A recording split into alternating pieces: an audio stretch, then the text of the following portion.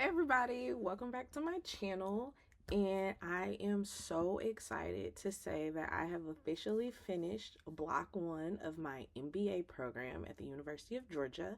Before we get into my experience in block one, how has my group been going? What are some pros and cons about my program? Make sure that you like this video, subscribe to my channel, and hit the bell before you log off for the day, and that way you can keep up with videos that I do post as well as other things that I might post as well.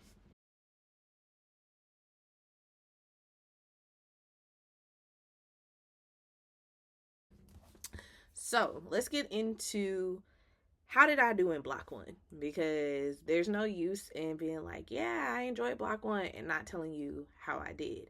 And I did pretty well. And I did pretty well by my standards. Now I know that nowadays when it comes to like academia and learning new skills, like people be like, your best internally is the most that you can give. Sorry, I'm a recovering perfectionist, and while I knew I was not going to get all A's in this program, I strive to do my very best every time that I logged in to the platform, logged into a group meeting, logged in or really tapped into my assignments, because I just really wanted to get the most out of this program, especially being that it's fully online and I have no in-person requirements. I wanted to take everything I could get. So I did pretty well. I really enjoy my group, and if people don't know, MBA programs are set up in teams. And so you typically take a class that will structure your team dynamic. And so I would say we took a couple of quizzes that really matched us together to show us, okay, like this person would work well with these types of people, so far, so forth. We also had to do a team contract at the beginning of one of our classes, and that same class set the precedent for like what your groups were. We also did like a resume, so like things that we were looking for in a group versus things that we were just kind of like, yeah, no, I don't do well with this. So that was great. And also in this block, it reminded me of UGA's plus minus system. So for context, I graduated from the University of Georgia with my undergraduate bachelor's degree in human development and family science. And being a almost double dog, it just brings you back sometimes. And so for me, it was the grading scale, because being an educator, our grading scale is different than university sometimes. And so in the state of Georgia, the schools that I've taught at, even in other states that I've taught, we used a traditional like A, B, C, D, F. And it varied by state if D was passing or not. But for the most part, like when you got to, post secondary programs, D didn't count. And so UGA, or University of Georgia more specifically, uses a plus minus system. And not every school in the university system of Georgia uses the plus minus last time I checked, but I know UGA does. And so I was just striving to get high B's or above. And so for me, a high B is at 85. I'll never forget one of my classes in undergrad really made me like think about what is excelling for me, what is great for me. And honestly, an 85. If I can see 85, that means that I have less than 20% of the skills I have not mastered, or 20% or less, I should say. And so for me, 85 felt really, really strong, because I also think about like, what is my metric for applying for jobs, right?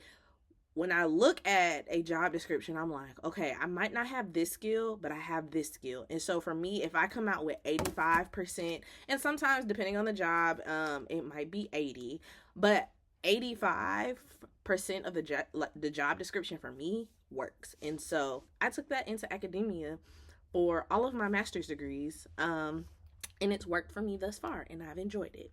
So that was just a big like, oh, trying to remember type thing, because UGA's plus minus system will mess you up if you let it. And you have to read the syllabus, because every professor uses a different version of the plus minus system.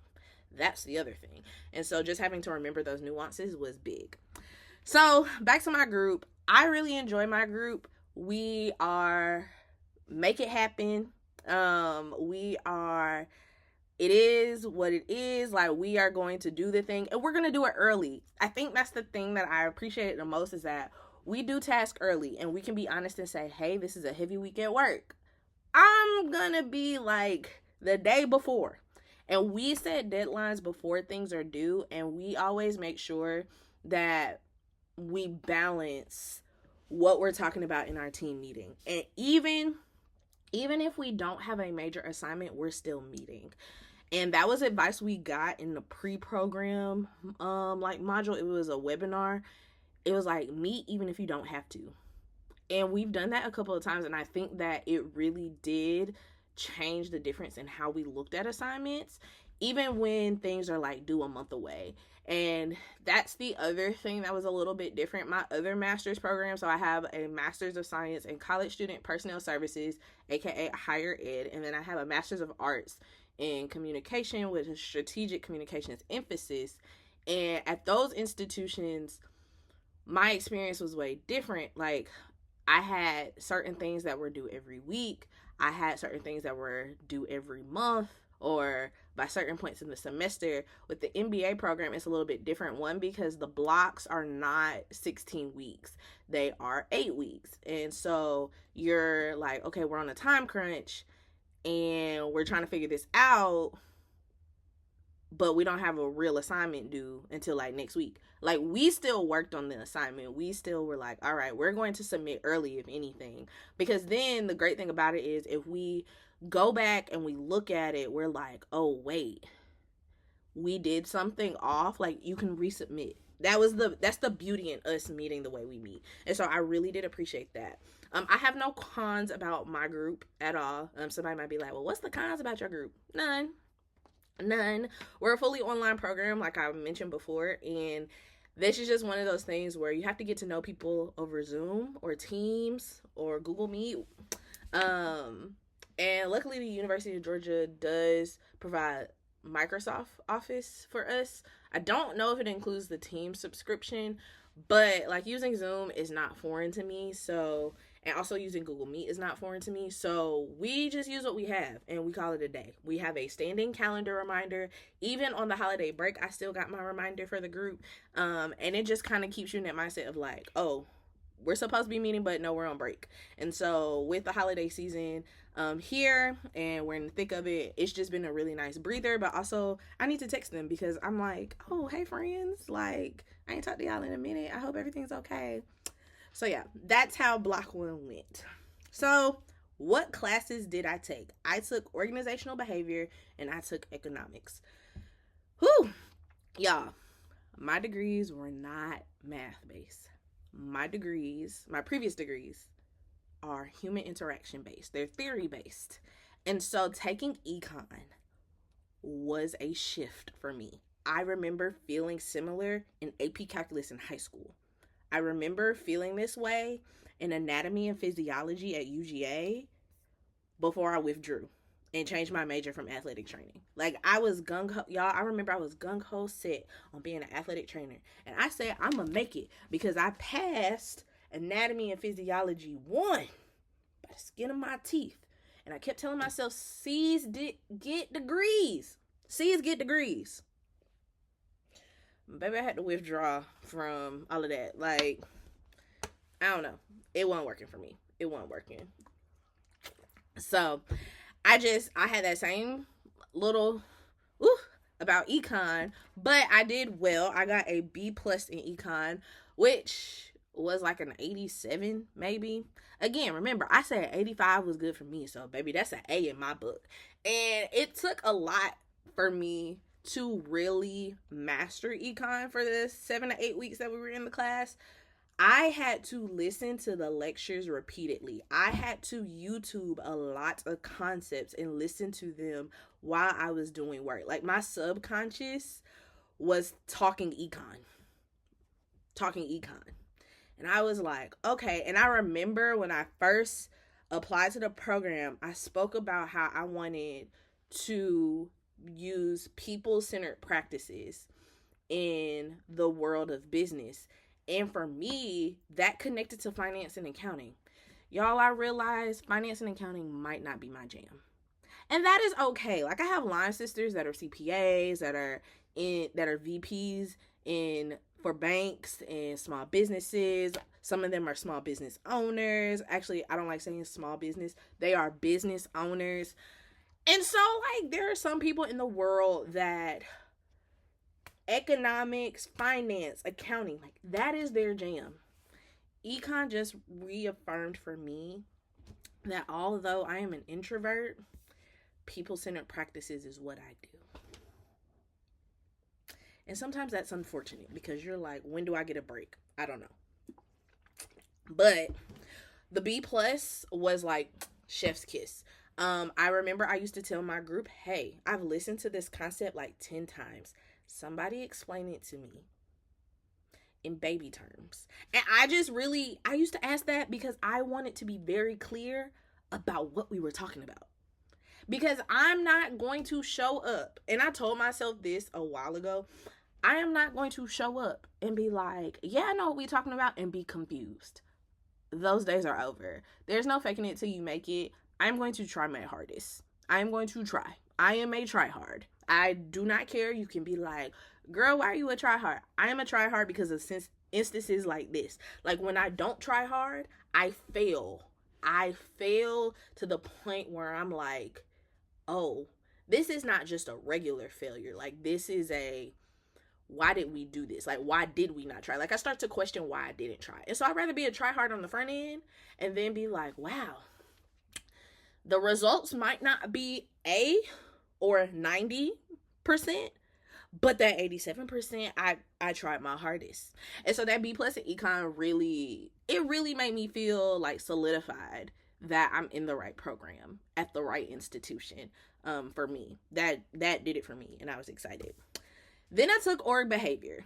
And so the program for the first few blocks will tell you what classes you're taking. So they'll tell us, like, you need to register for this one. Here are the CRNs. Call it a day. Cool. You don't got to tell me twice. I remember being an undergrad and being like, what are the CRNs for the class? Because I don't want to spend all day in Athena, which is our registration system. And so org behavior, I got an A, like a 99. And that really solidified to me kind of like the path I should be going down. And I know somebody might be like, well, why after only 2 classes? Here's the thing. Some people say I should have learned my lesson after my first master's. We'll talk about my first master's in a different video. Somebody would say you should have learned your lesson in the second master's. That was for a specific realm of work, I will say. But org behavior in this MBA program really showed me just how big the specific areas that I've worked in, how much more there is. And it also lit a fire in me to be like, I'm going to do this. I'm going to do this. I'm going to do this. Some of it I have to ask, like, my manager and be like, hey, can we pay for this?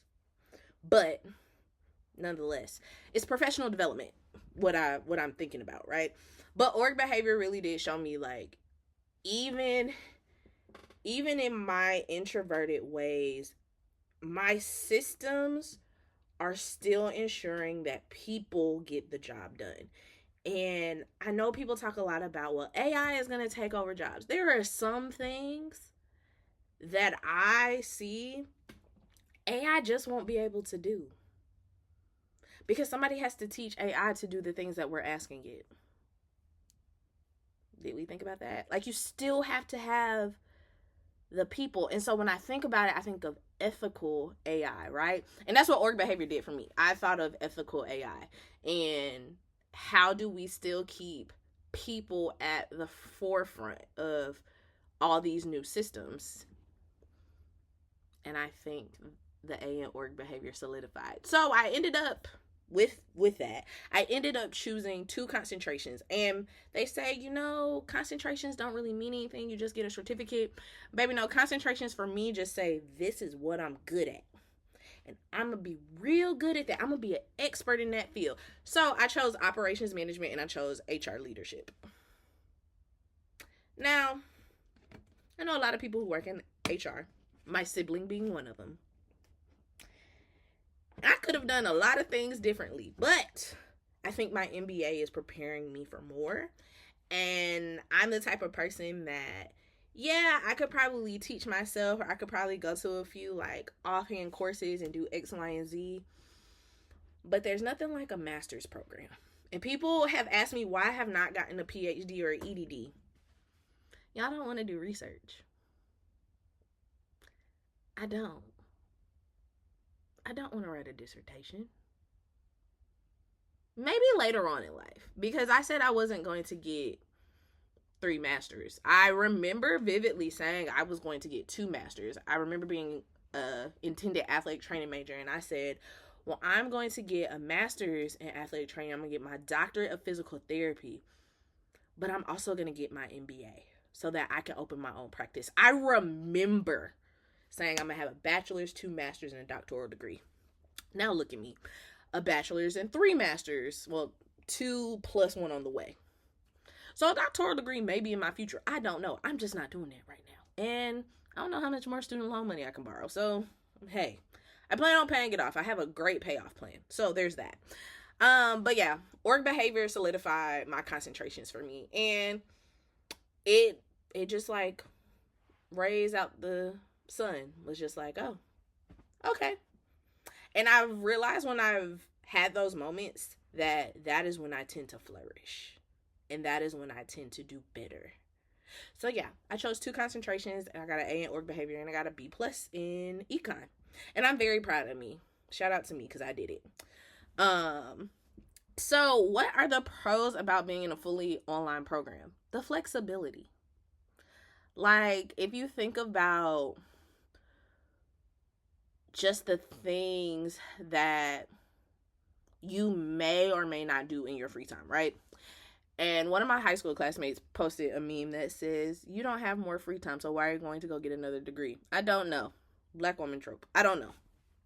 I don't know why I thought I had more time for a degree. But in that same vein, I need to be okay with being a lifelong learner without going to go get another degree. But I'm really enjoying my program. One, because I've done all of my master's degrees fully online and have still felt connected to the university. The University of Georgia is just different though, because I went there for undergrad, so I can talk to my students, like former students, saying like, hey, I'm a double dog. Like, I'm on that journey of being a double dog. And when we do alumni events for the University of Georgia, the Black Alumni Council brings it every time. I love homecoming. I love when we do admitted students reception.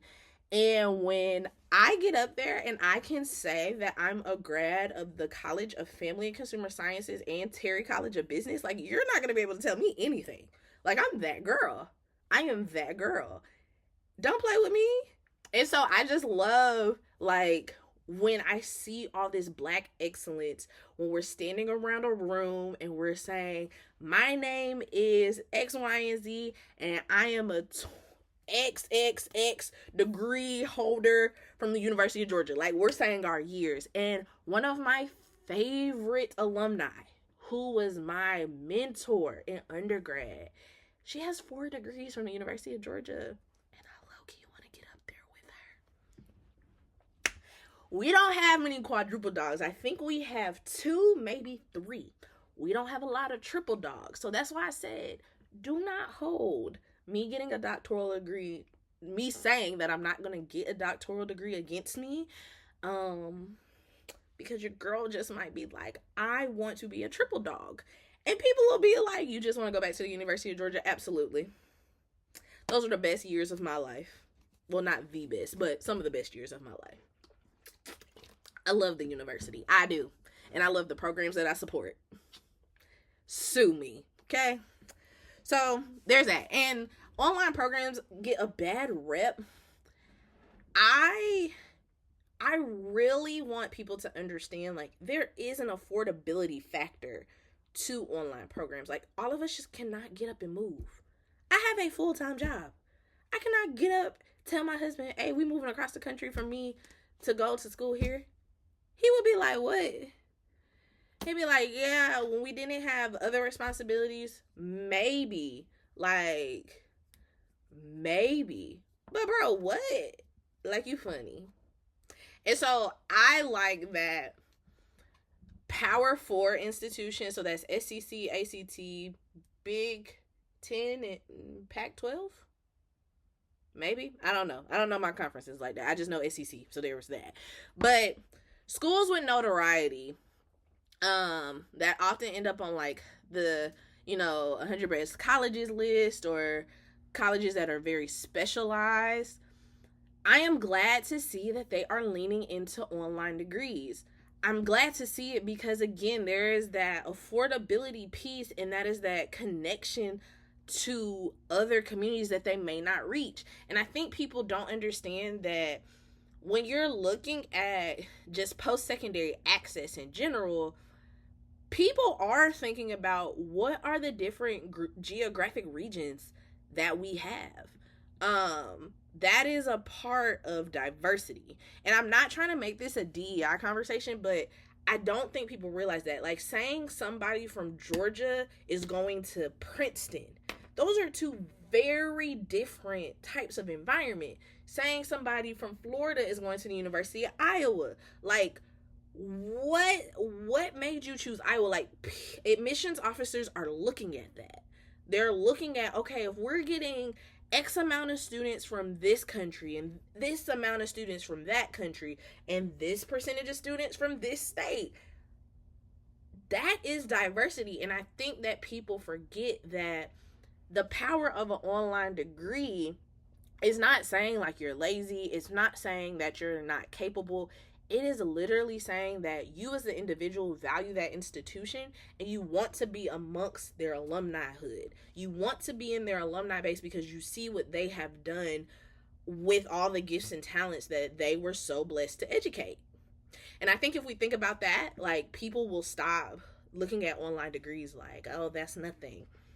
Okay, well, again, remember, I can't just get up and move. I have responsibilities. Okay? Cons about the program, I don't really have any. I will say, well, I take that back. I kind of wish that the concentrations were more, that we have more options. Like, we only have 4, granted. And I chose 2. But when I look at the professional MBA, which partly has I want to say professional MBA has a in-person requirement, versus like the full-time in Athens. They also, they're full-time in Athens, so you have to go to class. The concentrations are just different. And I think if there was an opportunity for us to, as online students, take like strategy classes, and it might be me being nuanced and like naming, because when I was researching MBA programs, Emory was just 2.5 times the cost of UGA, and I was like, I do not have it in me. It's cool that it's Emory, but I'll be a double dog. I'm okay. But I did like Emory's concentration options. And I just think that that'll be the thing for some programs, is like, what are my options? So that's the only thing for me, is I wish we had more options in the concentration department, because we all take the same core classes. It doesn't matter. I just want more choice in my electives. That's just me. But I talked a little bit about the cost of the program. My cost of my MBA program is less than $80,000, and people be like, oh my God, what's your return on investment? Y'all, I haven't done that math yet. But I will say, when I was deciding on the MBA, I really did have to look at cost of attendance. Like, what were some of the things that would work with my schedule, but also, like, what was this going to cost me? And as a person that has student loan debt, I just could not fathom tripling that amount. Again, remember, I have 3 degrees, so I have undergraduate loans and graduate student loans. And I will say I am public service loan forgiveness like pathway. So I could not pay the amount in student loans that I had already in just one program. Like, all of my programs have been 80 or less. I want to say my first master's might have been 65. Actually, I'm lying. It might have been 50. And then Arkansas State was maybe like 30 something. So, like, the culmination of all of my degrees together is at a point where I'm like, all right, like, I have a payoff plan and we're going to get to it. Like, that, it's just that simple.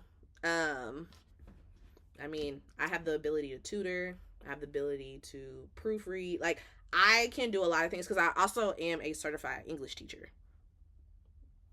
So there are a lot of things that I can do. I've been in college access work. I've been in post-secondary access work. So, and when I say post-secondary, like, I've helped students from high school to 2-year programs, high school to certification programs. I was a resume editor in college. I was editing my friends' resumes. Like, all right, like, just slide me $5 so I can get a pizza this weekend. Like, but I was doing that. Like, I was like a mini career consultant, low key. So I like have skills that I can side hustle, honestly. So for me, like, it was really about the cost of attendance. And I just could not fathom going anywhere else in the state. The part of it was also like, again, I wanted to be a double dog. So if another school was cheaper, I really had to decide, like, did I want that alumni base? And we see the answer was no. Nothing against those schools. I didn't want that for me. Call it what it is. So I'm glad I chose UGA. Again, UGA chose me. It chose me in undergrad. It chose me again for grad school. Whoopee. Okay. So, all in all, Block 1 was great. I have a very solid footing. I have a very solid group. And I will say that you still have to hold your weight. It's not MBA programs are not one of those programs that you can just be like, oh, I'm gonna do it all by myself, or oh, I'm gonna give it to everybody else. Because while we had group assignments, we still had individualized assignments. And so you work in a team, but you have some things to do by yourself. And I tell people that's like mini project management. It's literally mini project management. And so when you're able to manage like the team aspect and the individual aspect, you are doing very well. And just be honest. Like, be honest with your group and say, I'm not the strongest in this. And it's okay to have to be the person that always has to go to office hours and listen to concepts over and over again so that you understand. Our program director said, like, everybody who goes through UGA's MBA program, whether you're professional, full-time in Athens, online, hybrid, we all take the same core classes. It's hard for 7 to 8 weeks of your life. You can do hard things. And I think that when I went to the Block 1 roundup, when she said that, I said, I can do hard things. And then I got my grade back for econ, and I was like, I did a hard thing. I did a hard thing for me, and I was very proud of myself. So don't let the thought of, oh, I might not be an expert in this class deter you. Because, baby, it's okay, because I'm an expert in something. Like, my group leans on me for something. And I am very proud of myself. I'm very proud of my group. But I'm definitely proud of myself in the things that I accomplished this block. So, Block 2 starts January, I want to say 6th. Yeah, I need to look at the calendar. I know my classes aren't open yet. But, again, I'm very excited. I'll do another video on like what Block 2 entails and how I'm prepping for that. But thank y'all for joining. If you have questions, just leave a question in the comments and I'll be sure to answer. Bye, friends.